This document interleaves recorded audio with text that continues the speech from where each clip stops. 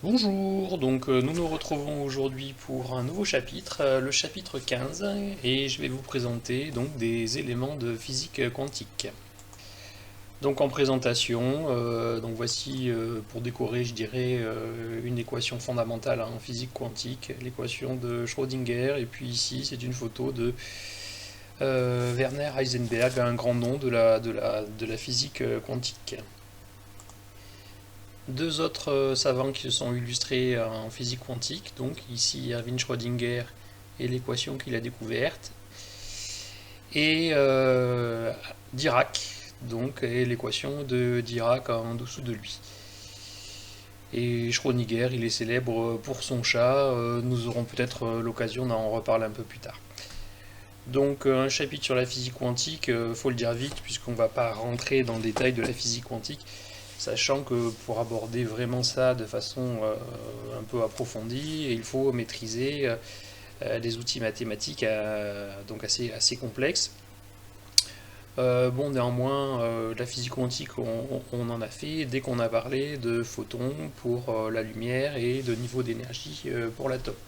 Alors, dans un premier temps, on va revenir là-dessus, et puis après, on va parler de l'effet laser.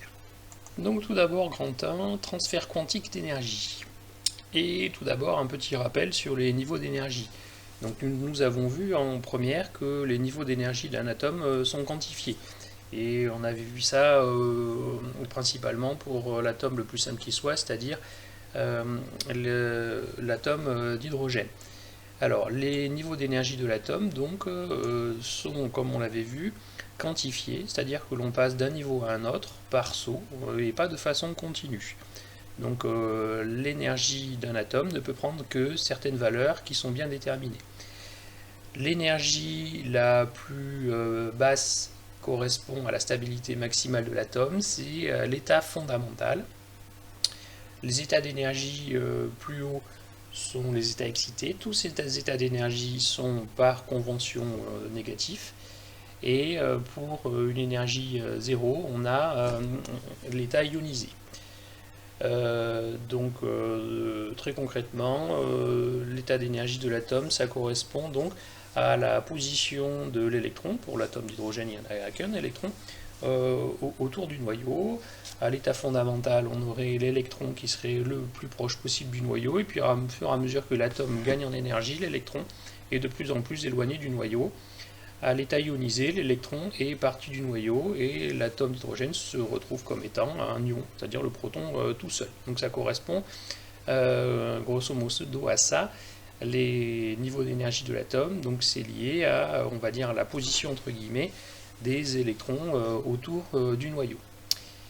Et ce qu'il y a de possible, c'est après d'avoir donc des transitions entre niveaux d'énergie. Ça correspond à des sauts d'électrons d'un niveau à un autre, d'une couche à une autre. Mais avant de passer à la suite, je vous propose de voir une petite animation pour vous illustrer ce qu'est la quantification. Donc dans cette animation, ici, on vous montre donc un objet quantique, donc c'est ce qui vibre là au milieu, qui a une forme d'onde entre les deux parois de cette espèce de boîte. Donc cet objet quantique là qui bouge comme une onde entre les deux parois, c'est peut-être par exemple un électron dans un atome. Donc on vous dit que cet objet quantique se comporte comme une onde dans l'atome, ok. Et puis cette onde donc elle peut vibrer suivant certains modes. Elle peut vibrer comme ici, ceci, vous voyez, il y a différents modes de vibration. Là en voilà un. On vous montre ensuite les autres. Donc là, le mode fondamental, on va dire, la vibration de plus grande amplitude. Là, une vibration avec une fréquence qui va augmenter. Et vous voyez, le nombre de vagues est supérieur. Et puis, vous voyez, à mesure que l'énergie augmente, on a donc une amplitude plus importante et puis une fréquence pour l'onde qui est plus importante. Donc, ceci c'est pour vous représenter ce qu'une une quantification et surtout cette idée que les électrons en physique quantique, ça n'apparaît pas comme étant des petits points. Il ne faut pas considérer l'électron comme un point qui tourne autour du noyau. Bon, l'électron, c'est un peu bizarre. On peut considérer que c'est une onde, comme je vous le représentais là, autour du noyau, mais en fait la physique quantique nous apprendra que c'est ni une onde ni une particule, mais un objet quantique, quelque chose d'un peu intermédiaire ou d'un peu plus bizarre. Voici une autre animation qui vous représente un atome, ce qu'est un atome. Donc vous voyez le noyau au centre, et puis ce que l'on met en rouge autour, ce sont des électrons qui sont des espèces de trucs qui bougent. Donc vous voyez que quand on met un électron, on le représente pas par un petit point, on représente ça par quelque chose qui bouge sur une couche et qui est un peu vague. Alors ces électrons-là, dans le commentaire, ils mettent qu'ils sont logés dans ce que l'on appelle des orbitales, ça correspond à des niveaux d'énergie. Alors vous voyez qu'ils se répartissent tout autour du noyau. Là on a mis les électrons pour l'hélium, on en a mis 2, et puis les électrons se répartissent autour du noyau. Et plus évidemment il y a d'électrons, plus l'atome est gros, et donc volumineux. Après vous voyez qu'il y a différentes formes possibles. Bon, ça c'est des formes des orbitales atomiques, on ne va pas s'éterniser là-dessus. Mais enfin, voilà comment on pourrait se représenter un atome de façon plus adéquate avec la réalité que ce que l'on représente quand on représente un noyau avec des électrons qui tournent autour. Deuxièmement, maintenant, toujours dans les rappels de première, on va parler d'absorption et d'émission spontanée. Donc vous savez que les échanges d'énergie dans les atomes, donc entre l'atome et le rayonnement électromagnétique, sont quantifiés.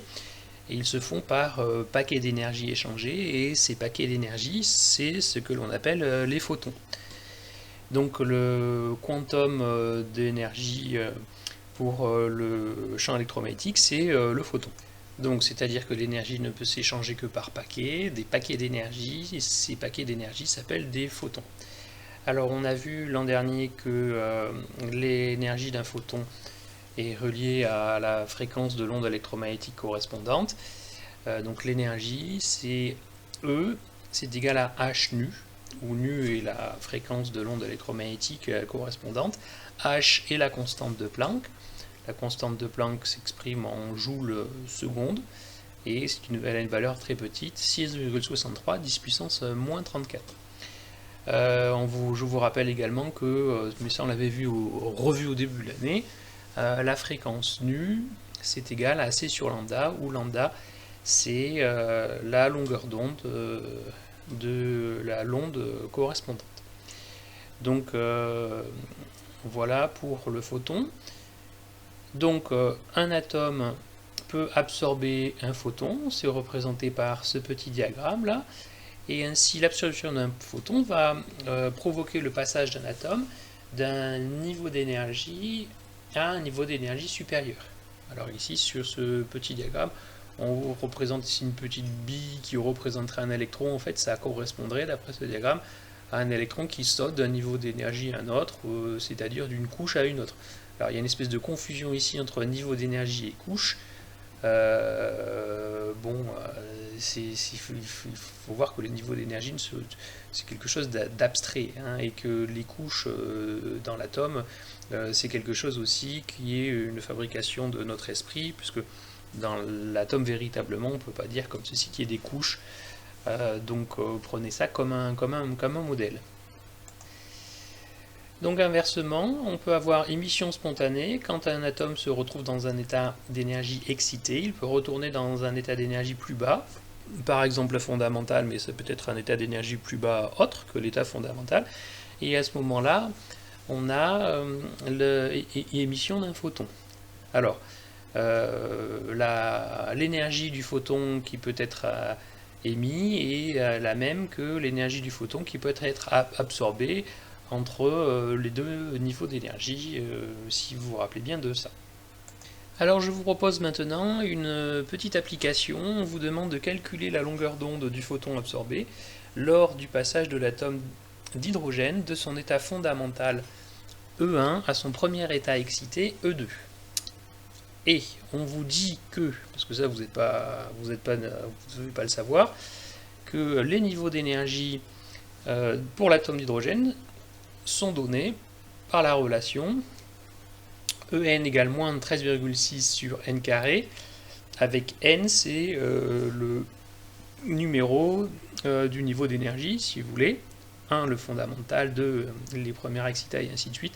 Et ici l'énergie elle est donnée en électronvolts. Donc comment calculer la longueur d'onde? Alors tout d'abord nous allons calculer les énergies des niveaux d'énergie. Donc tout d'abord pour le fondamental, n égale 1, E1 c'est donc moins 13,6 sur 1 au carré, c'est-à-dire moins 13,6 électronvolts. Et pour n égale 2, l'énergie du deuxième niveau c'est donc E2, c'est moins 13,6 sur 2 au carré, c'est-à-dire moins 13,6 sur 4, c'est-à-dire moins 3,4 électronvolts. Donc on va placer nos deux niveaux d'énergie sur notre diagramme. Donc le fondamental, je le place en dessous donc de U0 qui représente ici mon état excité. Donc si je veux le faire à l'échelle, je vais prendre 1 cm pour 1 électronvolt. Donc je vais avoir le niveau fondamental qui va se retrouver comme ceci très bas. Donc ça c'est mon niveau d'énergie E1. Et puis mon niveau d'énergie E2 qui se retrouve à moins 3,4 électronvolts. Comme ceci, voilà. Alors ici on nous parle d'un photon qui est absorbé quand l'atome se retrouve dans le niveau d'énergie E1. Ça veut dire que, quand l'atome se retrouve dans le niveau d'énergie E1, c'est-à-dire que vous allez avoir un photon comme ceci qui va arriver sur l'atome, un photon d'énergie H nu. Et donc l'atome va passer de son état fondamental d'énergie E1 à son premier état excité d'énergie E2. Donc on a absorption donc, du photon, la flèche comme ceci monte vers le haut. L'énergie du photon,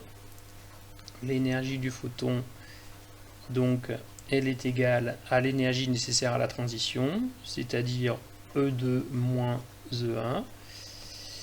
Donc pour E2 on a moins 3,4, pour E1 on a moins 13,6, donc on a un photon absorbé qui a une énergie de moins 3,4 plus 13,6 électronvolts, c'est-à-dire 10,2 électronvolts.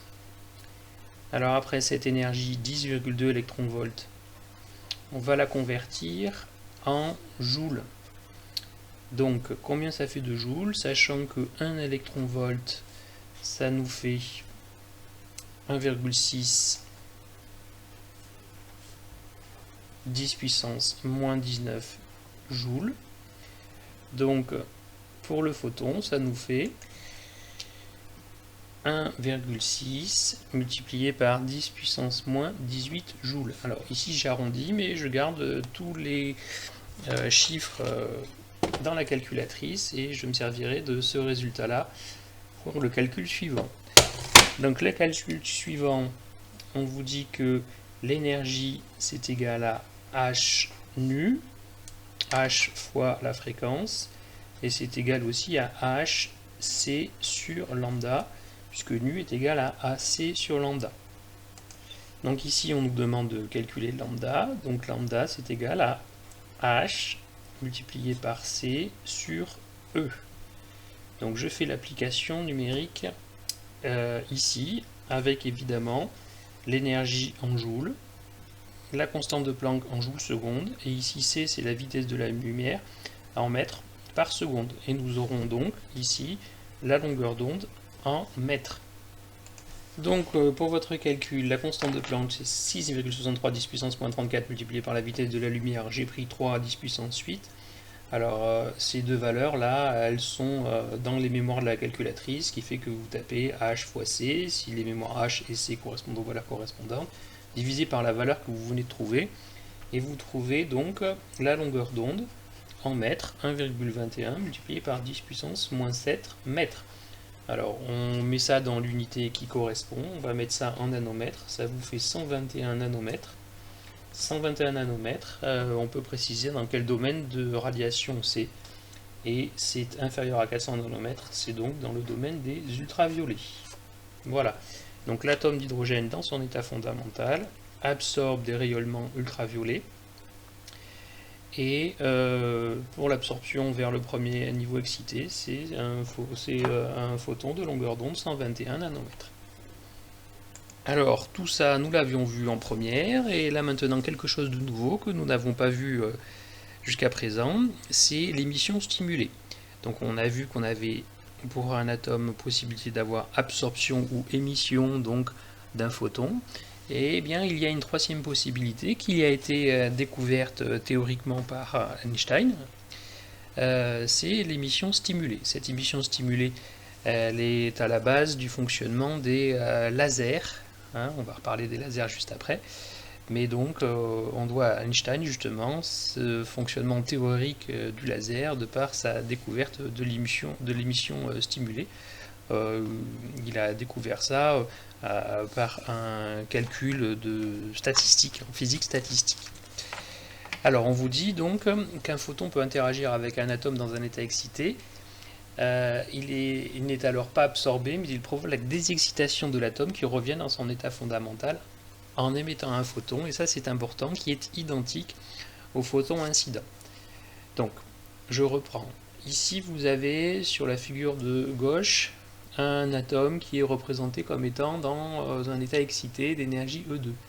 Qu'est-ce qu'il pourrait faire? Il pourrait se désexciter spontanément. Bon, toutefois, s'il y a un photon qui a exactement la même énergie qu'à la différence d'énergie E2-1 qui arrive avant que l'atome se soit désexcité, eh bien ce photon va provoquer la désexcitation et vous allez avoir émission donc de 2 photons au lieu d'un. On pourrait dire que c'est celui qui arrive et puis celui qui est stimulé, enfin celui qui est émis de façon stimulée. En fait non, vous avez 2 photons, ça pourrait, mais c'est ce qu'on pourrait penser ça, mais en fait ce que l'on observe c'est qu'on a 2 photons qui sont strictement identiques, absolument indiscernables l'un de l'autre, et ça c'est quelque chose d'un peu curieux, c'est ce que l'on appelle l'émission stimulée. Alors en fait par ce biais là on voit qu'on peut amplifier de la lumière, on a ici un photon et après émission stimulée on a 2 photons identiques. Donc on va se servir de ça pour amplifier de la lumière, on va voir ce que ça veut dire dans la suite. Alors, les photons incidents et émis donc ont même fréquence, même direction et un déphasage nul. Alors, je ne m'appesantirai pas sur ce qu'est le déphasage. Ça correspond donc aux petites vagues quand on parle de longues. Ici, elles partent du même endroit. Bon, on va juste dire ça. Bon, on retiendra surtout que ce sont les mêmes photons. Alors maintenant, une petite animation pour vous montrer de façon schématique ce qu'est l'émission stimulée. Donc ici, vous voyez un atome dans son niveau d'énergie fondamentale, le plus bas. Donc ce que l'on voit en noir ici, c'est le noyau. Et autour, en rouge, ça correspond à un électron, on va dire. Donc là, l'atome est dans son état fondamental. Et on lui envoie de l'énergie, alors c'est pas montré comment ici, il passe dans un état d'énergie supérieur, donc on voit qu'il est plus gros, on peut penser que ça correspond à l'électron qui est passé dans un niveau d'énergie, qui est passé dans une couche supérieure. Donc là on a notre atome qui est à un niveau d'énergie excité. Alors qu'est-ce qui se passe ensuite? Eh bien on voit apparaître ici en vert un photon qui arrive sur l'atome. Voilà, donc sous la forme d'une onde. Bim, qu'est-ce qui s'est passé? Eh bien, ce photon a provoqué la désexcitation de l'atome qui est retourné dans son niveau d'énergie fondamentale.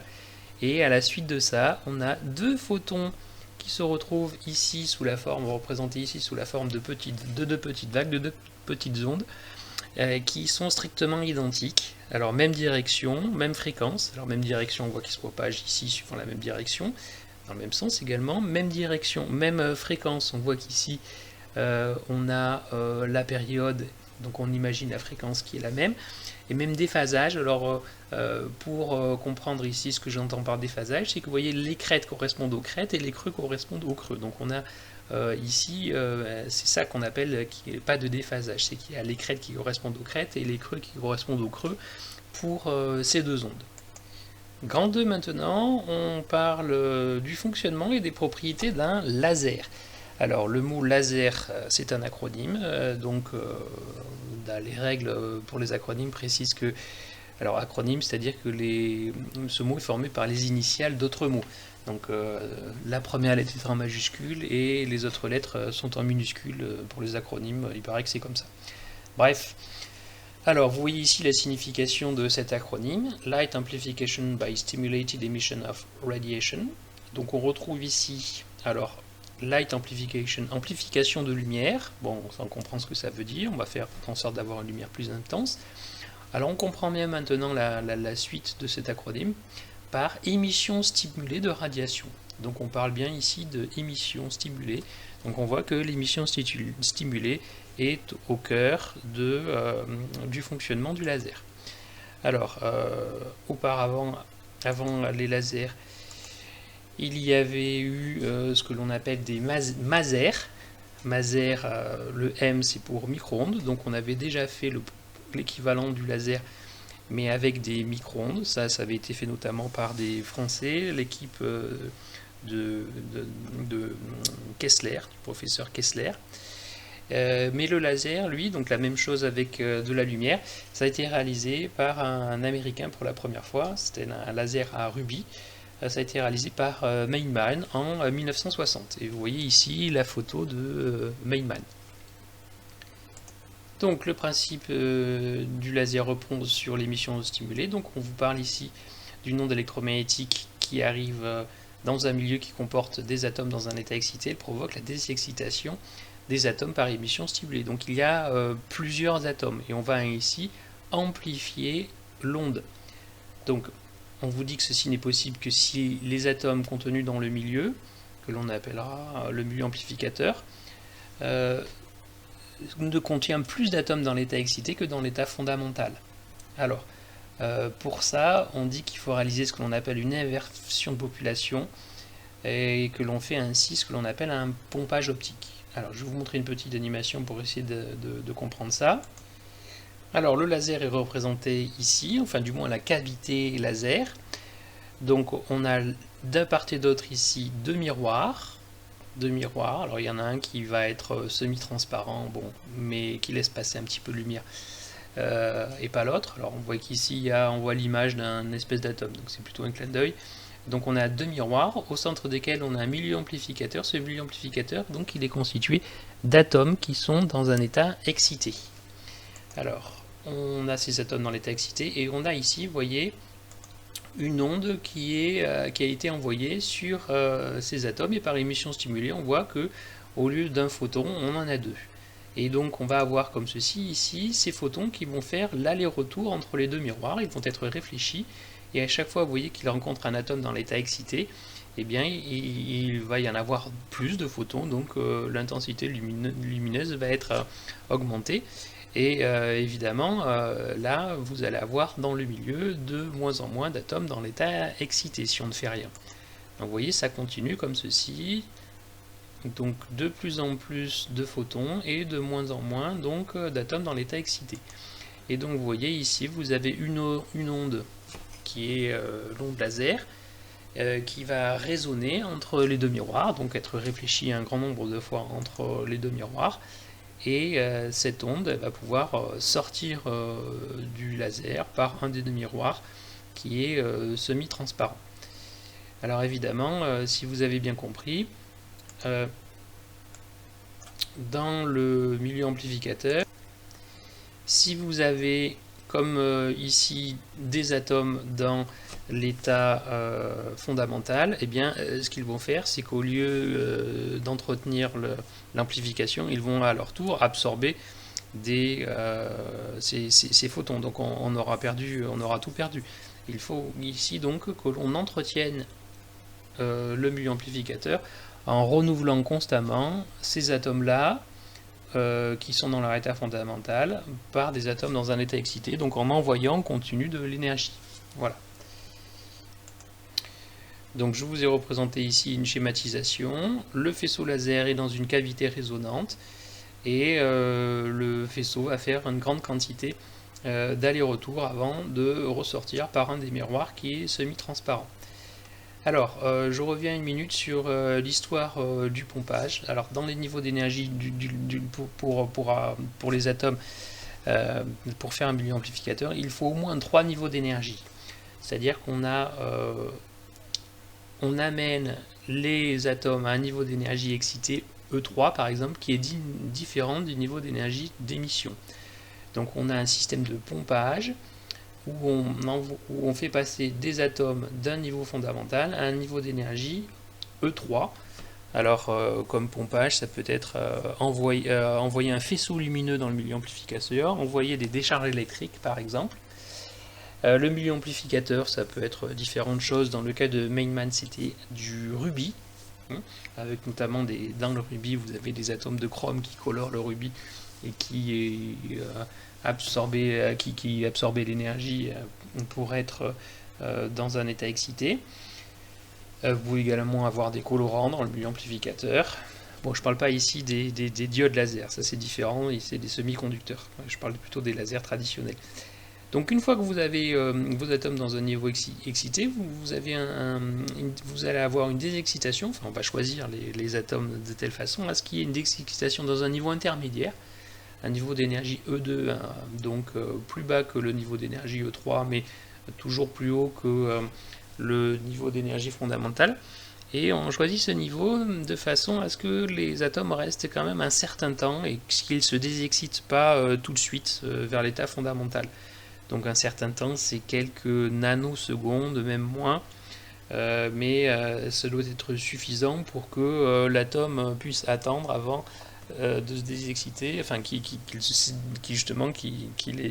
reste dans son état excité avant de se désexciter, et qu'il attende donc un photon qui arrive pour en remettre un deuxième par émission stimulée.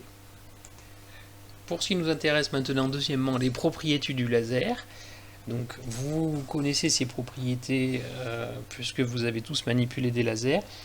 Vous avez un faisceau qui est très directif, donc vous pouvez éclairer le mur d'en face voisin de plusieurs centaines de mètres avec un laser, alors que vous ne le ferez jamais avec une lampe de poche traditionnelle, parce qu'avec une lampe traditionnelle, le faisceau va diverger, donc le cône de lumière va s'agrandir, vous verrez rien, c'est comme avec des phares de voiture, vous ne pouvez pas éclairer à plusieurs centaines de mètres, c'est quand même limité.